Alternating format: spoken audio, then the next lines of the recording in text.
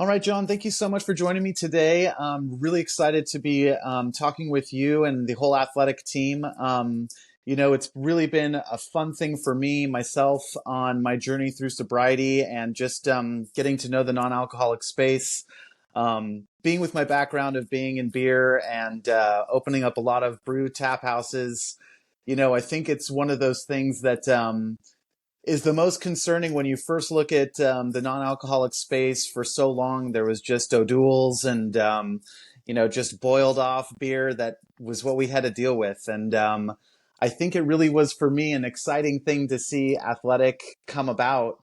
For me, I was a new father in 2015, and all of us other fathers kind of started gathering together, and I'd bring O'Doul's and some other things from time to time. But I'll never forget there was a time when all of a sudden Athletics showed up at someone's house and they had a subscription, and all of a sudden there was something with flavor that actually fit the bill. And it was just so exciting to see. And I'd love just to kind of, start this whole thing off with just hearing more about Athletic. What was it like to start the brand, and where were things at when you guys started? Yeah. Yeah. Well, yeah. First of all, thanks so much for having me and us, and thanks for all the support. Yeah. Yeah, it's been a fascinating journey, and that is not too dissimilar from my own. I didn't know this was going to have a place in my life necessarily until I met Bill, who kind of had the idea to innovate in this space. Mhm. And Bill and I met in 2017. I think my son was like 5 years old, and I answered the ad. I was brewing in New Mexico. Bill had this ad out for the most innovative sector in craft that happened to be based in Connecticut. I was like, oh man, I love craft beer. I want to be back in the Northeast near family, and I'd love to talk to this guy. So I answered the ad, and he, basically just asked me not to hang up, because he had omitted the non-alcoholic part from the ad because he had been met with so much for the past, several months when he was trying to bring people in. Mhm. But the space that I was in, I totally understood it. Like you, I was in food and beverage for so long. Mhm. I literally grew up in restaurants behind a bar. And I remember that six pack that I was sat back there and I counted it every inventory cycle. And I was like, man, why is this still here? But then I also remember duels after he would go for a run. And he was like, man, this, it feels so good. It's just like really refreshing. And man, what a way to replenish such a wonderful activity. And so I had these positive connotations to go with it as well. And when Bill was like, I want to make this thing taste good, and I want people to feel proud when they're holding it. And I was like, oh my goodness, like that makes so much sense. So, yeah, long story short, we met in New Mexico. Bill flew out and spent a day with me, and then my family decided it was a great idea to quit my job and start up a non-alcoholic brewery with Bill, with no proof of concept and no building and no other foundation. Yeah, that was the beginning. But I honestly, his passion and his vision for what he saw the future to be was really inspiring, and I just loved the enthusiasm, and his experience made so much sense. Super active lifestyle, quit drinking, and when he quit that drinking, it was kind of like he lost some of the experience that he got when he was like going out to be with friends and going to have nice dinners, and he's got to pair it with, I don't know, a lemonade. You're like, Club soda. yeah, and that's great and all, but why wouldn't you try to elevate the experience? And so it was a really exciting opportunity for me too, to kind of like help him realize his futuristic vision of a kind of inclusive and fun, exciting and sober journey, Yeah. that was fitting for him, but also just created a lot of opportunities for other people who didn't want to drink in them, and was very fitting for their times. So it was exciting. That was 2017. Okay, so walk me through this. So 2017 is the inception and you came on board. What was that process like from, getting from that, we're going to do this, we're getting involved into like the first kind of going to market. How long did that process take for you guys? A little under a year. Okay. So I moved to New Mexico, or I moved back to Connecticut in, I want to say August, September of 2017. We signed a lease on a 10,000 square foot building that was going to be the future home of our first brewery. And Bill had already ordered a pilot system, which he thought that we could just like plug into the wall and make beer. Oh yeah, that's that easy, right, John? Yeah.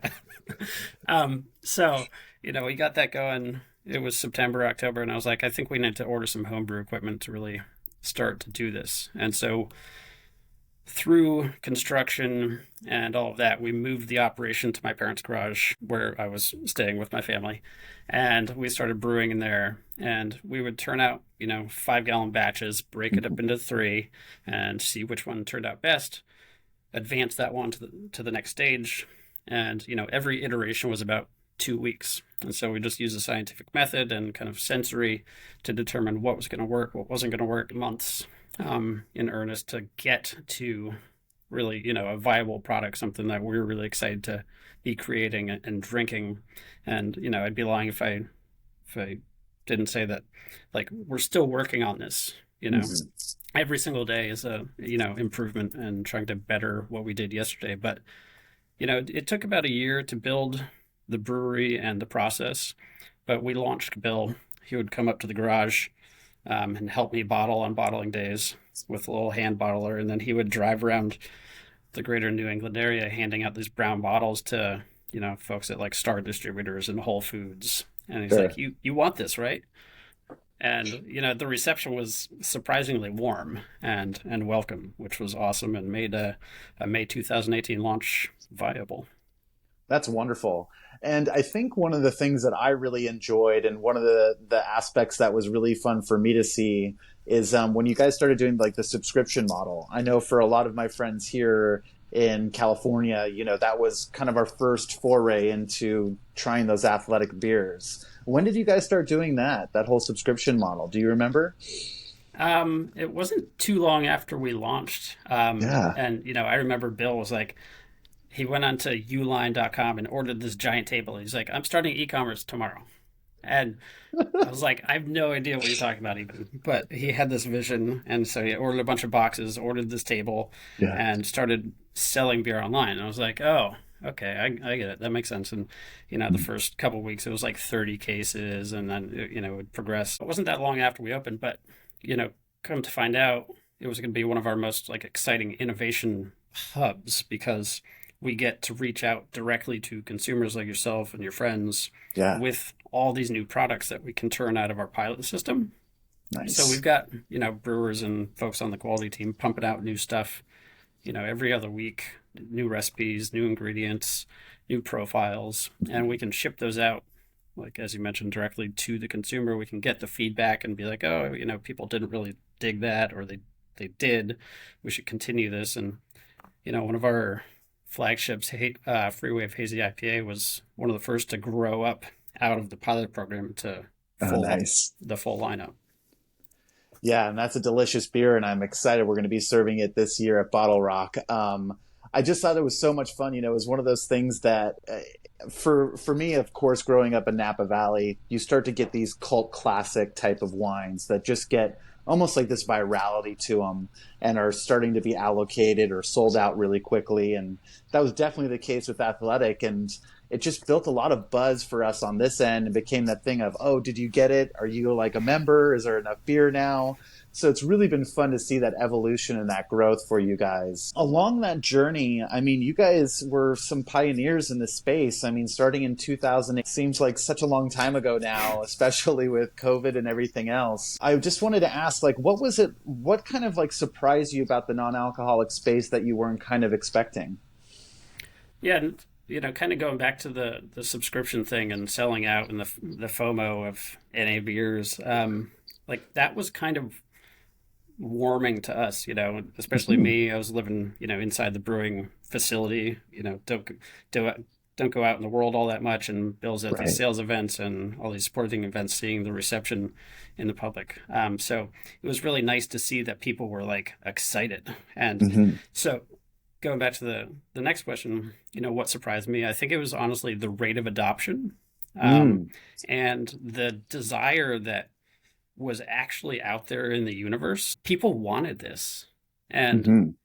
nobody really but Bill and a few other people knew for so long that there was this wanted need for this for this innovation. And so for me, it was honestly the adoption rate and the enthusiasm that communities would have around this. And honestly, the fact that we could stimulate and actually grow the beer category and bring more people back into beer by Mhm. just creating another opportunity, or at least creating a way for people to participate in social engagements that they may have avoided because there was no option that they enjoyed or felt proud holding.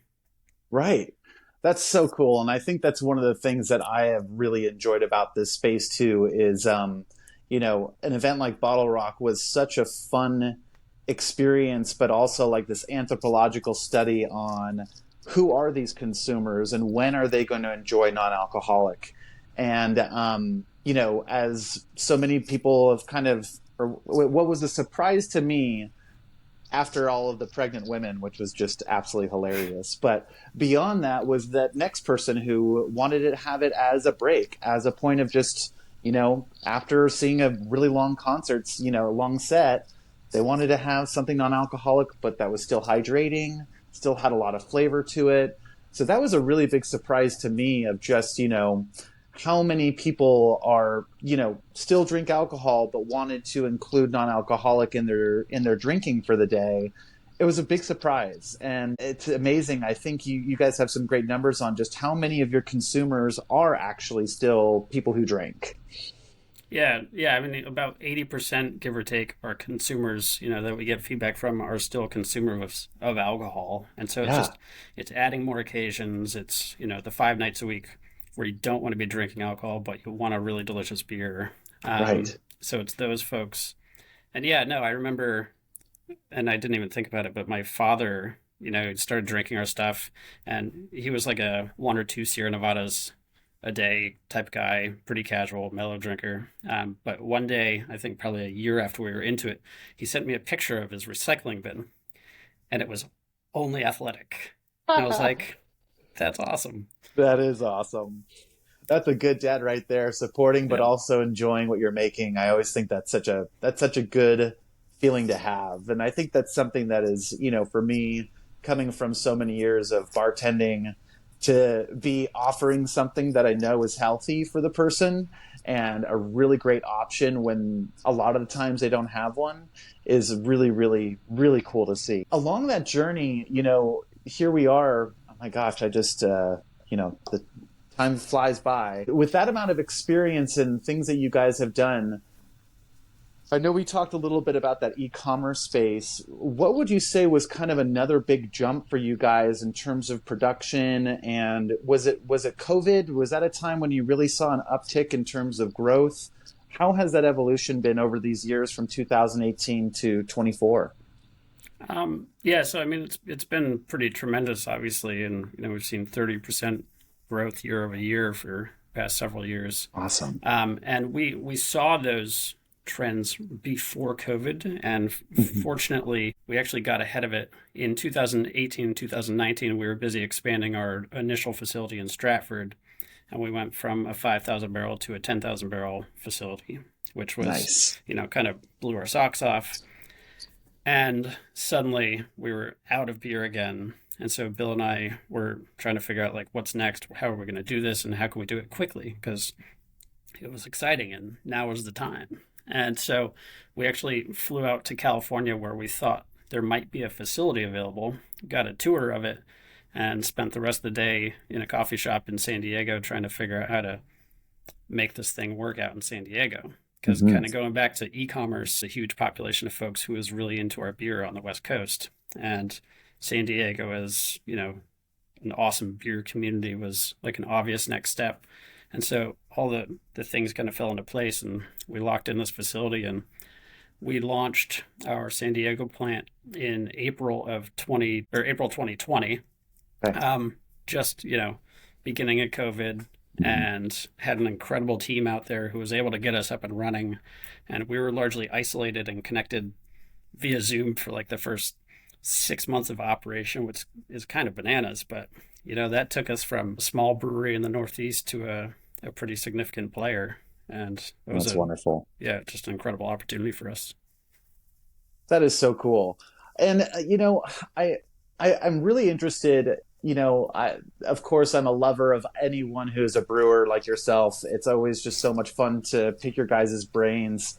I think I'd love just to hear kind of, from those past roles of, like, I guess my question is more, what is your ethos that is kind of for brewing that is kind of found its way into athletic brewing? Like, what aspects of the brewing process do you love? Are you kind of continually, trying to refine? I guess that's just my question of, are you are you starting your beer making process knowing that's going to be non-alcoholic? Are you not using that at all as an indicator and just saying, this is the flavor profile I'm looking for? I just love to pick your brain a little bit more about your brewing making process on that end.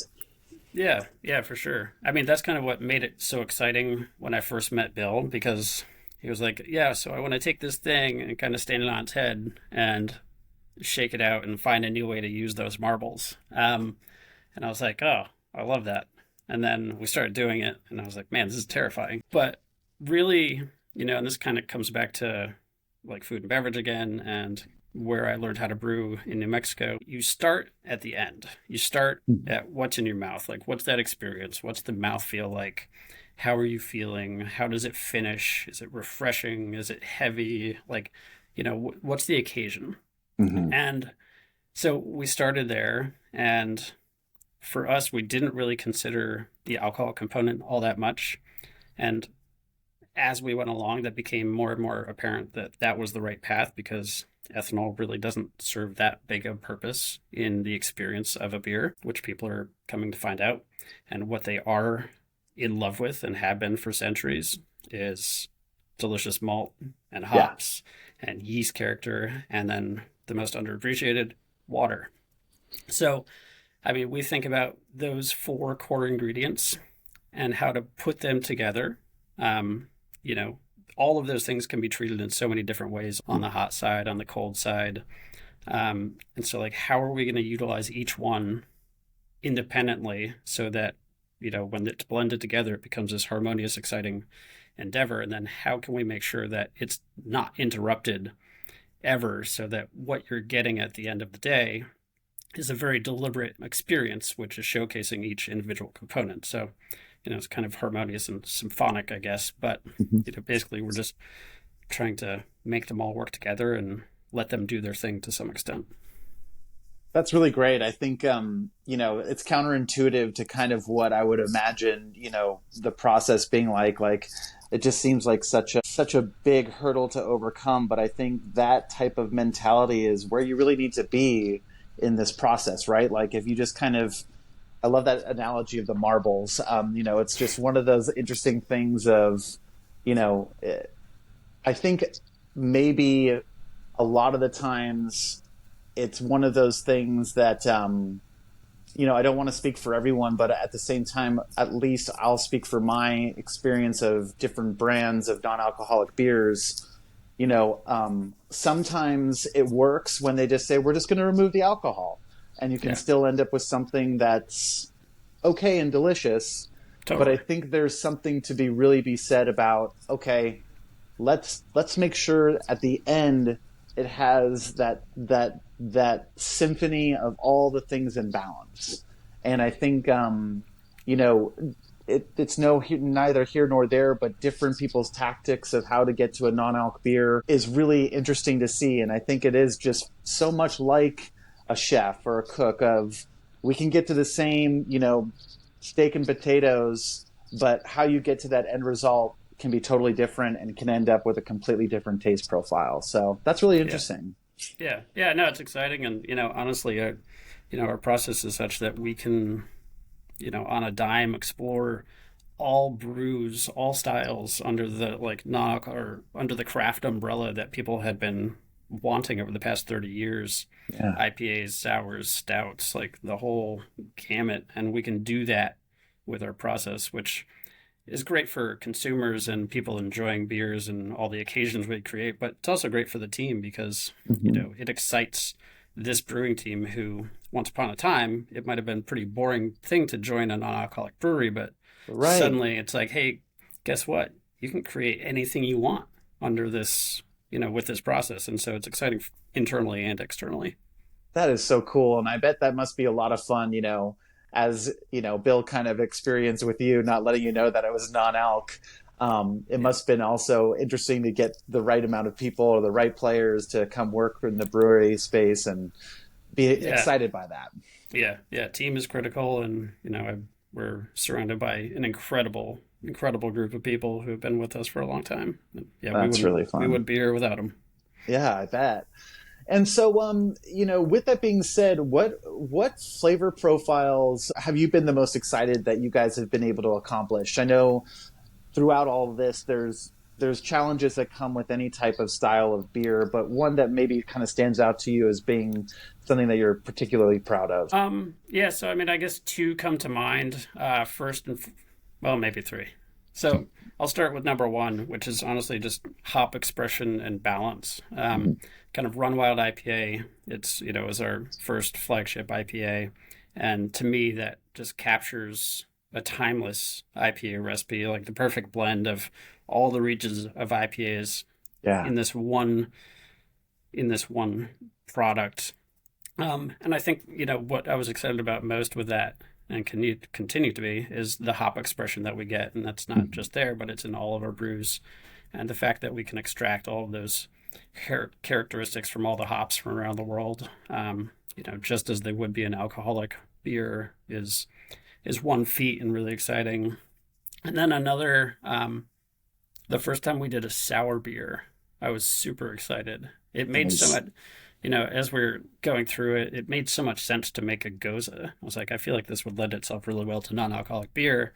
Heck And yeah. then we started doing it, and I was like, oh man, this is delicious. And so, then we got Downwinder Goza, and since then we've created a bunch of other sours, which is really exciting. It's also the sour platform is, I think it welcomes more people into beer also.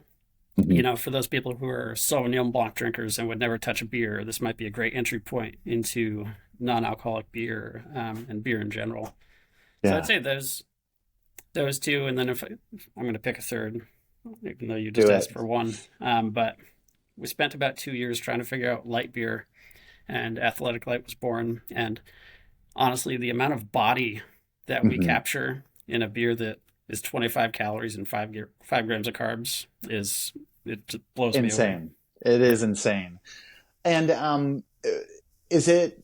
Do you guys? I mean, what is that hop blend that really kind of express things to you? If you can share with what's in Run Wild, is that I'd love just to hear kind of what that hop that bill ended up being. Yeah, yeah. So yeah, this is all public, but we're Okay, good. big fan of Mosaic, old world, like old school and new school. So we've got Mosaic and Citra, which are Okay. there. Hmm. And those were kind of exciting at the time, kind of Hmm. midway through their life at that point, I guess, compared to now. But then inviting in a bunch of Cascade and Chinook, which are kind of like old time favorites, and just capture a lot of that resinous, piney, floral characteristic that people Yeah. have been loving for decades. That is such a great combination of old world and new world. I think you landed that perfectly. Like, you really can't have an IPA without a little bit of Cascade in it. And then just, I love the brightness that you get from both the Mosaic and the Citra. I think they're just such incredible hops that really do, as you're saying, like they play a major role in today's beers. And I Oh think yeah, it is that brightness that it brings to the table that's just so much fun. And those citrus notes, of course. totally. That's really cool. I haven't tried your goza. I'm like that is like right on the top of my list of the next thing I'll have to ask your team about because I think that's just such a wonderful flavor profile. And then with it being non-alc, you're almost like it's almost like this fun like electrolyte kind of like playing that really cool role. And then now I'm just like now we're talking about like almost Yeah, like functional beers, which is a really cool thing to say. you said it, not me, because I'm not allowed to. But yeah, no, totally. That's exactly it. And then we've Yeah. got the coriander, we've got lime leaf in there, and Yeah. it just pops. For sure. That's an interesting thing. Yeah, I always forget that there's probably some lines that we have to be careful about here. But I mean, at the end of the day, though, I mean, electrolytes come from salt, so I think those are some interesting things to play with here. And yeah, I really love your guys's mission. I think it would make sense a little bit to talk about just our involvement together. I think for me, having the support from you guys last year at Bottle Rock, seeing 40,000 people a day and just seeing how much of a role it played for so many people in terms of being able to enjoy the festival to its fullest. I think we kind of landed on it a second ago when we were talking about dinners and things of that nature, of just having the option of lemonade and club soda. But it really does play a totally different role, at least for me, when you get into a festival. These are places that when you're in, and you really don't have any options to bring things from the outside in. Yeah. And, I think it's so cool that, Athletic played a role in last year. And I'm really excited this year, for you guys to be sponsoring the booth and Bottle Rock on such a lot larger platform. I just love to kind of speak about that in terms of you guys have played this interesting role of, you're non-alcoholic, but your branding being of that athletic, that type of lifestyle, I think is really interesting. And I think I would just love to take a moment to kind of talk about, 2% for the trails, 2% of your guys' donations towards that cause. Mm-hmm. What brought you to be doing those type of things, but also being involved in festivals like this? Yeah. No, that's awesome. And yeah, I would love to get out there and check out the community digging the beers. That would be awesome. Yeah. But yeah, so Two for the Teams kind of was born out of largely Bill's history with his family and his brother. But kind of, as far as Bill and I go, we spent the first 9-10 months together really by ourselves. Mm-hmm. Thinking about building this brewery and how we're going to build this company. And it was a really fortuitous time to really kind of dive in deep on what do we want out of a company? Where would we want to work? And what would we want for our community, for our families? And, if I was going to hire my son, what would I want his job to be like? And right. So it was like, crafting this home for folks to go to when they're not at home that made them feel good and proud. And so the Two for the Trails is an opportunity not only to give back to the community, where we're giving up to $2 million a year to trail and park cleanups in all the areas that we sell product in. It also allows for our team to get out there and participate and, help clean those up. Just last week, our whole team here in Connecticut shut down, and we went out to a beach in Bridgeport, picked up 900 pounds of trash. Nice. And just kind of restoring the areas for future use. The week prior, our team in California did that and picked up 600 pounds of trash at a beach.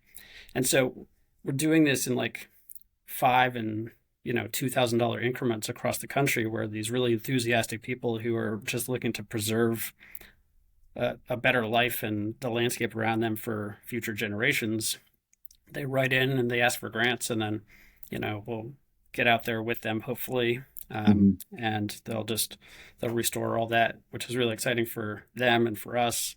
And yeah, our team just put out some amazing new video content. If anybody wants to check it out, great little spot on the Two for the Trails program. Very cool. Very cool. And, I think that's such a cool cause. And I always appreciate when breweries have that forward thinking, but also just thinking, what's it like to actually work for our organization? I mean, I think, so much, especially in 24, you really do get to decide where you work and where you're going to hang your hat and what type of company you want that to be for. And it's exciting to see you guys, you don't have to do this. You're doing this out of, your guys' ethos. And that's really cool to see.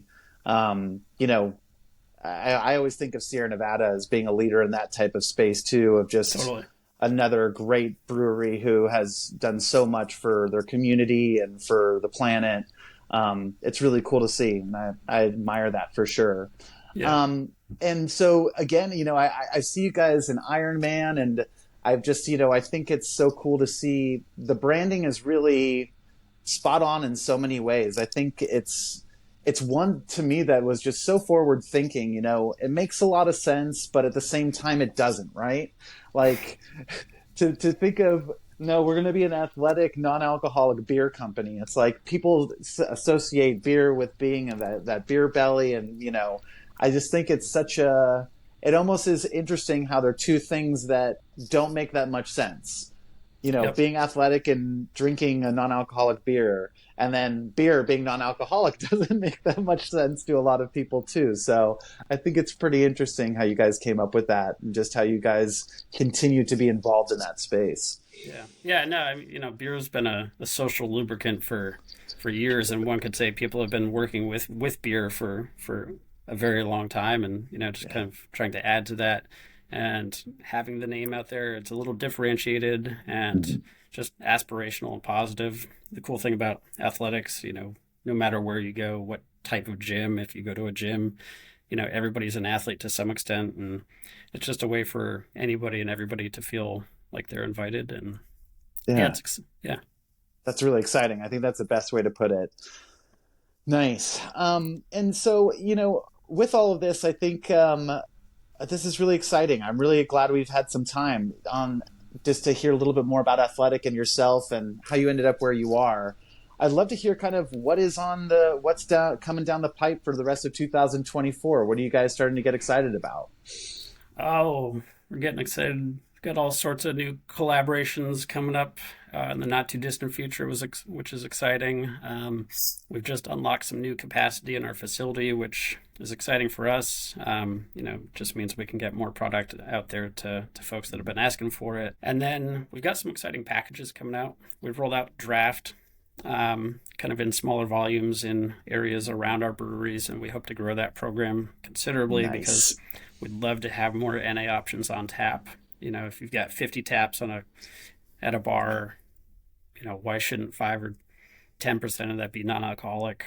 Yeah. So excited to grow that. And then kind of like you're talking about venues, we'll have 19.2 ounce cans rolling out. And so excited for that. Heck Um, yes. but yeah, Large just format. That's going to be great. I think that's, especially for the festivals and things of that nature, having that bigger can, it just seems to be fit the bill in a lot of ways. yeah. You don't want to have to keep going back to the well. So No, that's for sure. yeah, Oh man, that's exciting. The draft thing is such an interesting one, and I'm really excited. That is going to be something that we're going to be incorporating this year. Is the draft at of the Run Wild at Bottle Rock, which is going to be so much fun. I think that's awesome. there's something just really fun about opening up a tap that just really always makes me like a kid in a candy store. It's just Totally. it's something really fun to see. And I mean, I think to kind of talk about, how for myself, I'm 2.5 years sober. To have an option is really great, and to not look like I'm differentiated from or isolated from the people I'm with because I have, a soda or a flavored water or something in my hands to have a beer. But there's also something really awesome about not having it to be in a can and it be coming straight out of a tap. That is something that I still haven't really been able to add back to my repertoire that I'm really Yep. excited to do. I think there's something about just going for that little taster, just going behind the bar, just cracking open of a tap just puts a smile on my face. So I'm glad I'm going to be Totally. able to do that again. Yeah, that's awesome. Nice. Nice. Well, I can't thank you enough for your time, John. It's been wonderful to speak with you. I guess in parting, I'd just love to see if there's anything else you wanted to mention or talk about. I think it's really interesting just to see where this space has gone. I think maybe that would be something I'd love to just kind of get your thoughts on, and where you've seen kind of the industry moving. What have you seen as kind of being some trends or just some insights that you've had over the past year of being in this space and how it's maybe evolved? Yeah, I mean, this is kind of like a bigger topic, and I've been talking to Bill about it for a couple of years. But, 6, 7 years ago, I thought it would take 20 to 30 years for this country to kind of shift its mindset and Yeah. to overcome the stigmas. I thought it would take a really long time. And kind of back to the rate of adoption concept, it's turned around so much quicker than I thought. People have been so much more open and receptive to it than I thought. And I talked about like the time in history when we will have seen that shift in culture, and I think it will be written about in anthropological studies to some extent, and the shift to kind of a responsible drinking culture. Much Hmm. like many of our European country or counterparts, where a beer is a beer is a beer, and it doesn't matter what, and you can have that occasion anytime, anywhere. And so, yeah, I think the rate at which that's happening is really exciting and just kind of validating. That's amazing. I think that's really cool to see happen. And so that rate of adoption, I mean, I think that must be interesting for projections and all the rest of it. It must be kind of interesting for you guys to kind of continually be in that situation of you're seeing 30% growth, which is amazing. But at the same time, I guess you guys have kind of gotten to a stage of being able to kind of foresee that happening. But also from what you're saying, it sounds like we thought we were going to be here in 20 years and it took, only 5 to 6. That's a major change. Yeah, yeah, and it's not just growth numbers that we're thinking about. Honestly, the Hmm. the most exciting part is the number of lives, honestly, that are changing Yeah. for the better most of the time. Right. Is really astounding and really exciting, and just creating so many more opportunities for folks really to come together even. And Yeah. so that's one of the most exciting things. And the more we can grow and the more the industry can grow, we've got more too for the trails. So really just excited about all those things the future holds.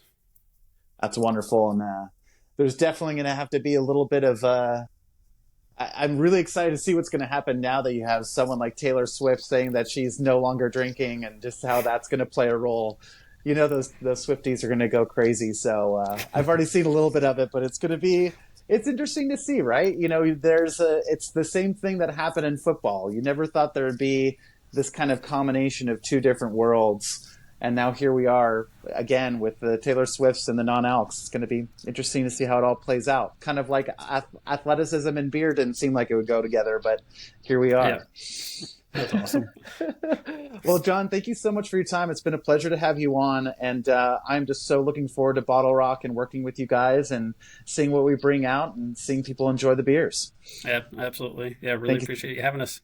Yeah, thank you for your time. Have a wonderful day. Talk to you soon. Cheers. Bye bye.